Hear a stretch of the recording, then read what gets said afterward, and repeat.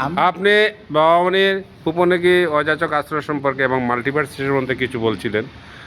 আমরা সবাই যাই, কিন্তু আমরা অনেকেই জানি না কতটুকু কী কোথায় আছে। যাই দর্শন করি, মঙ্গলসাগর বাবামণির মাল্টিভার্সে দেখি, কিন্তু এছাড়াও যে কতগুলো জায়গা আছে, ব্যাংকপা তো সবাই জানে, হ্যাঁ, মঙ্গলসাগর সবাই জানে, এছাড়াও যেন কিছু কিছু অতি আশ্চর্যজনক কিছু কারুকার্য বা স্থাপনা বাবামণির মাধ্যমে রয়েছে, দর্শনীয় এবং দেখা উচিত বলছিলেন। আপনি একটু বলবেন? হ্যাঁ, বাবামণির পুপনুকি সম্পর্কে বলছি। মঙ্গল কুটিরে বাবামণি বলছেন 5 মিনিট 10 মিনিট কেউ যদি নাম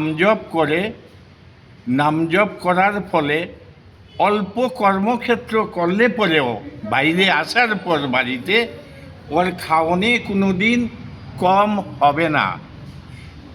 এইটার কারণ হইল গিয়া, বাবামণি বলছিলেন মঙ্গল কুটিরে উপরে কাজ করতেছিলেন বাবামণি নিজে যখন কাজ করতেছেন, ছাদ ঢালাই দেওয়া হইতেছে, তখন বাবামণির খাওয়ান উপরে ছাদ ঢালাইয়ের মধ্যে দেওয়া হয়েছিল। হ্যাঁ, তখন খাওয়ান খাওয়ার সময় কয়েকটা ভাত ছাদ ঢালাইয়ের মধ্যে কাঁচা লঙ্কা সহ পড়ে গেছিল। তখন বাবামণি সিমেন্ট দিয়া চাইরা এইটা দিয়া দিয়েছেন। এই কারণে কেউ যদি নাম জপ করে সেইখানে বসিয়া, বাবামণি বলছেন কোনো দিন কষ্ট হবে না। ঠিক আছে। 2 নম্বর আরেকটা কথা বলছি। বাবামণি মামণিকে নিয়ে চাইরা, তখন বাবামণির বয়স কম ছিল, বেলগাছের নিচে কাজ করতেছিলেন। বাবামণির পিঠে মামণি বান্ধা ছিলেন। তখন কাজ করতে গিয়া একটা গাছ থেকে আরেকটা গাছের পিছন দিয়ে চাইরা মামণির পিঠে কাটা লেগেছিল। ঠিক আছে। তারপর মামণি চিৎকার দিয়ে কান্নাকাটি করছিলেন। চিৎকার দিয়ে কান্নাকাটি করণের পর বাবামণি বহুত রাগান্বিত, ক্রুদ্ধ হয়ে উনি খাড়া হইয়ে চাইরা গাছগুলোর দিকে তাকিয়ে যত কাঁটা আছে কাঁটাটা উনি শেষ করিয়া দিলেন। বাবামণি এত বড় মহাপুরুষ ছিলেন, এইটা আমরা এখনো বুঝতে পারিনি বাবামণি সম্পর্কে। এই বেলগাছ, যত বেলগাছ আছে পুপনুকিতে, একটা গাছেও কাঁটা নেই। আরও একটা কথা বলছি। বাবামণি পুপনুকি থেকে কিছু দূরে অনেক বড় বিশাল জায়গা ছিল বাবামণির। এই বিশাল জায়গাতে তখন ইংরেজের সময় আসিয়া চাইরা দেখলো ওরা দখল করণের জন্য আসতেছে। তখন চাইরা ইংরেজ পাঠাইয়া দিচ্ছে 4-5 জন লোককে। 4-5 জন লোক যখন আসিয়া দেখলো এই জায়গাটা, দেখা চাইরা ওরা আসবে দখল করণের জন্যে। বাবামণি ওই জায়গাতে ছিলেন সাধন ভোজনে। বাবামণি ওইটা বুঝতে পারলেন এই জায়গাটা তো আমার দখল কইরা নিব।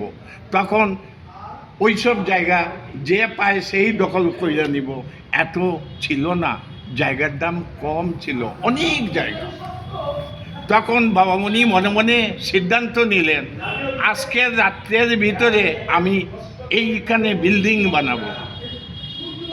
জঙ্গল ছাপা করে তখন বিল্ডিং ছিল না। এক রাত্রে বাবামণি বিল্ডিং তৈরি করে দিলেন। বিল্ডিং যে তৈরি করলেন, তখন তো ওরা বাবামণি জানেন কালকে আসবে, এখন কি করা যায়। ওরা তো দেখে গেছে ঘর বাড়ি কিচ্ছু নাই, জঙ্গল কাটা নাই, এখন কি করা যায়। তখন তাই নিয়ে একটা মিষ্টি কুমোর গাছ রোপণ করলেন। ঠিক আছে। মিষ্টি কুমোরে একটা বড় মিষ্টি লাউ ধরাইয়া দিচ্ছেন গাছের মধ্যে। এই রাত্রের ভিতরে একটা মিষ্টি কুমোর, এক রাত্রের ভেতরে। হ্যাঁ। তখন এই মিষ্টি কুমোর ধরানোর পর পরের দিন ওরা ঠিক আসলো।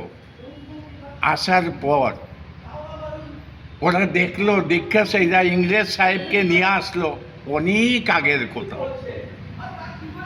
তখন ইংরেজ সাহেবে দীক্ষা চাইরা বলল, এই যে ঘর আছে, তোমরা বলছো এখানে কোনো ঘর নাই, জঙ্গল। আরে তখন ওইটা বলছে, আরে স্যার এইখানে তো কিচ্ছু ছিল না, এইটা তো নূতন দেখছি। কয় আরে এইটা হইতেই পারে না।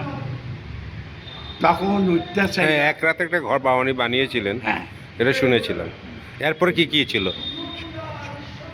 তখন উঠতে চাইরা ইংরেজ অকলে দেখা চাইরা ওদের বলল, বহুত কথা বলছে। তখন বাবামণি কি করছেন, উঠতে চাইরা সাধু বেশে তখন বলছেন, আপনারা যাবেন? উঠতে বলছে, হ্যাঁ, আমরা তো এখানে কোনো কাজে আসছিলাম। তখন বলছে, যখন যাবেন তাইলে আমার গাছে একটা মিষ্টি কুমড় আছে, আপনারা খাবেন? হ্যাঁ হ্যাঁ। তখন বলছে, দেখি ওই মিষ্টি কুমড় দেখা চাইরা এই বড় মিষ্টি লাউটা বাবামণি ইংরেজ যে আসছিল ওদের সঙ্গে একজন লোককে দিয়া দিলেন এই মিষ্টি কুমড় লাউটা, ঠিক আছে? ওরা নিয়ে গেল, ইংরেজ সরকারে খাইব, ঠিক আছে? কিসের জন্যে? বাবামণি বুঝিয়ে দিলেন এইটা পুরানা ঘর। উনি আরও রাগান্বিত হইয়াছে, এরা সঙ্গের লোককে বললো, দেখছো এত বড় মিষ্টি কুমড় পেয়ে গেলাম, এইখানে বলছো তোমরা কিচ্ছু নাই, ঠিক আছে? এটাই লোক পয়েন্ট, ঠিক আছে? তারপর আরও একটা কথা বলছি, কি কি জায়গা দর্শন করা যায়? তারপর একটা পাথর আছে, এই পাথরটা হইল গিয়া কি, বাবামণি এখানে জপ করতেন, নাম জপ করতে করতে এই পাথরটাতে বিগ্রহ তৈরি হইয়া গেছে। আপনারা গেলে পরে বিগ্রহটা দর্শন কইরা আসবেন।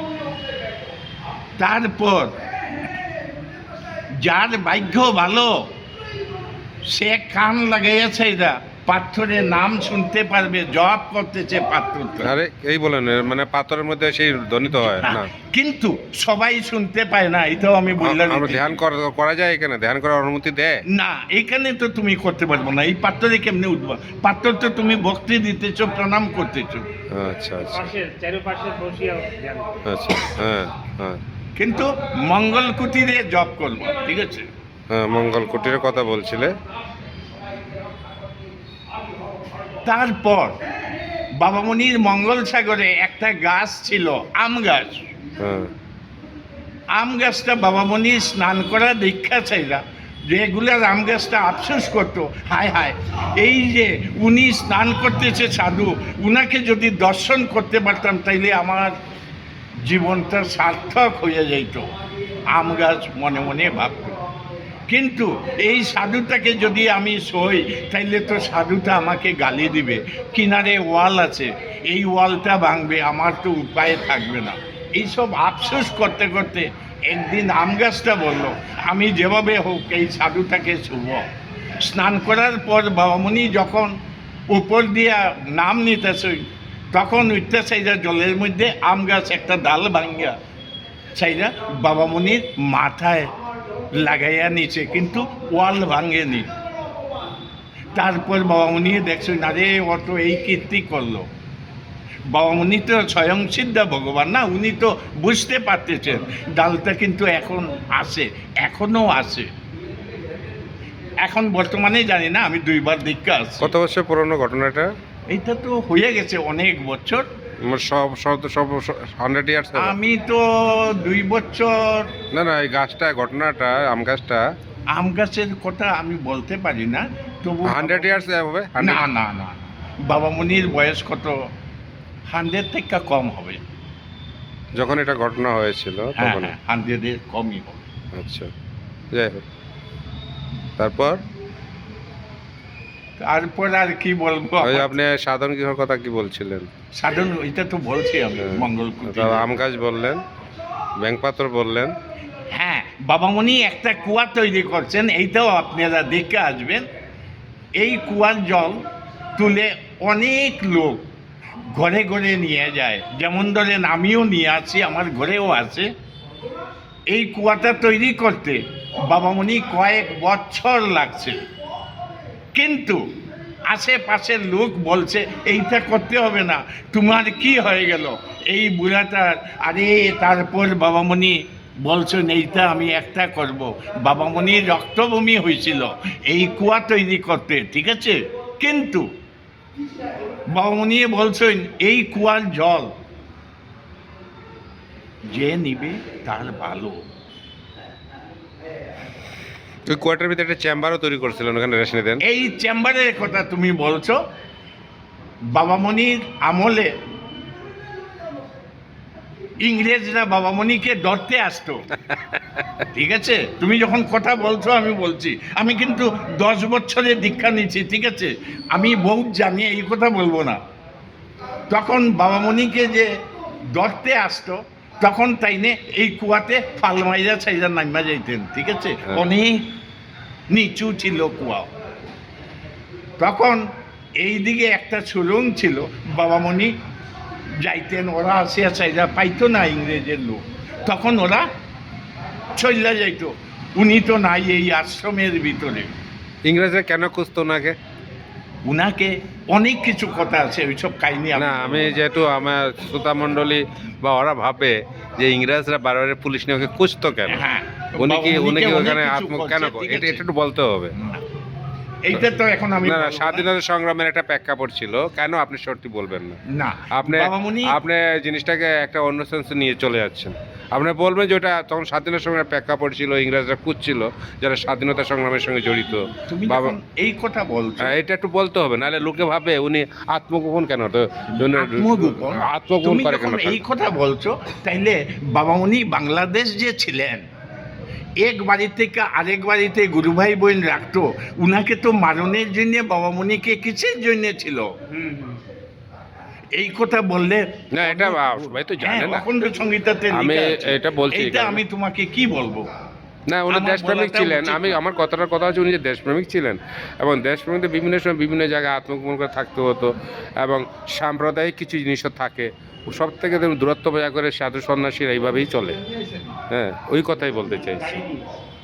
ঠিক আছে, আপনি খারাপ পাবেন না আমার কথাটা না তো? না না না, ঠিক আছে হ্যাঁ। কেশব ভাই, ঠিক আছে তোমার কথা, কিন্তু এইগুলা জিনিস তুমি দেখে আসবা নিশ্চয়ই। কেশব ভাই, হয়তো আমার সঙ্গে দেখা হইব না, 5টা না হইবো। 6টা বললা জানি, হ্যাঁ? 5টা না 6টা বললা জানি, হ্যাঁ? 5টা না 6টা বললা, ব্যাংপাতর, কুয়া, মঙ্গলসাগর, আম গাছ, আর এক রাতে একটা ঘর বানিয়েছিল ওই লাউ গাছের কাহানি, তাই না? ঠিক আছে। কিন্তু- আরো আরো দুই একটা বলছিলেন আগে। কিন্তু কিনারে হ্যাঁ। বিগ্রহ আছে, হ্যাঁ, হ্যাঁ। ঘরের কিনারে যে বিগ্রহ আছে, হ্যাঁ, ঠিক আছে, হ্যাঁ। এই বিগ্রহ কিন্তু বাবামণির নিজস্ব তৈরি, ঠিক আছে, বাবামণি এখানে কিন্তু নিজে থাকতেন, বিগ্রহতে প্রণাম কইরা ভালো থেকে দীক্ষা আসবা, যে ছোট ঘর দীক্ষা তুমি ইয়ে করবা না, হেলা করবা না না না, এক রাত্রে তৈরি করে এটা। হ্যাঁ, না এর পাশে একটা ঘরে না, এই না না, ব্রহ্মচারী এটা এক রাত্রের ভিতরে তৈরি করে, আমি হ্যাঁ, শুনেছি। এক রাত্রে তৈরি। আর এই জয়, জায়গাগুলা কিন্তু তুমি দেখে আসবা। না না, আরো ভালো করে শুনবো। আজকে আমি এতটুকুই শেষ করছি। আমি হ্যাঁ। স্যার গেছিলাম তো, ওই যে জয় গুরু। বললাম না মাঠাপুরের যেটা গড়টা দেখলাম, ওই পূজারিটার কে আটকে মারা গেল, পূজারিকে পাই নাই। আচ্ছা, আর ওই ফার্মেসি যেটা ছিল, হ্যাঁ হ্যাঁ, ওই ফার্মেসিটা ওরা শিফট করছে, আর পাকা বিশাল বড় ঘর, নিজের কি পাড়া জানি না, ওখান থেকে তো পায়ে হেঁটে ওই ফার্মেসিটা দেখে আসলাম। তো এটা হইলো একদম। 2 নম্বর হইলো বেলগাছের কথা তো আমার জানা ছিল না, আপনার থেকে জানলাম। না, এখন গেলে জানা যায়, জানা যায়, এগুলো অনেকেই জানে না। কাটা নাই, যেটা জানা ছিল না। জলের ব্যাপারটা তো খুব ভালোভাবে ওয়াকি বল, কয়েকবার গেলাম, জল নিয়েও আসলাম। জলটার সম্বন্ধে বাবামণি বুক দিয়ে যে রক্ত আসলো, এটাও শুনলাম। মঙ্গলকুটির কথা জানছিলে? হ্যাঁ, এটাও জানতাম। আচ্ছা। বাবামণি যে চাপ বাদ পড়ে গিয়েছিল, এখানে কেউ যদি নাম জপ করে তার বাতের অভাব, ভাতের অভাব হয় না, অল্প কাজ করলে পরেই চলবে। তারপরে আমি বড় অবাগা বা দুর্ভাগা বলতে পারেন, ওই ব্যাংক পাথরে গিয়ে কিন্তু নামের জন্য কাটতে পারবে। হইতে পারে। কয়েকবারই গেলাম, 3-4বারই গেলাম, আমার কানে আর আসলো না। পাপি মান, পাপি তন্ন মন ওইভাবে যায়নি হয়তো। না না, ঠিক আছে, হ্যাঁ, আমরা হয়তো ওরকম যেতে পারি না। এইটা তো আমিও বলছি। সত্যি কথা নাম জপ অজয়দা, করতেছে, অজয়দা, এটা সবাই শুনতে এই পায়। মন্দিরে আমি যে 4-5 মাস ছিলাম, আমি রাত্রেবেলা রোজ একটা ধুন আর ধ্বনি একটা আওয়াজ পেতাম, ধুন একটা পাইতাম। এটা আমি ফিল করতাম, এটা স্পিরিচুয়াল ভাইব্রেশন সবসময় হতে থাকে। এই যে আমরা উপাসনা করে যায় না, অ্যাকচুয়ালি তোমার নিজের ঘর, যেখানে করবা তুমি ওই থিঙ্কিংয়ে থাকবা, তাই তুমি রাত্রেবেলা একটা মানে ওর স্পিরিচুয়াল ভাইব্রেশন যেন হইতেই থাকে। এটা তো ভাইব্রেশন হইতে থাকে। আমি তো 1 সপ্তাহ পরেই চলে আসছিল,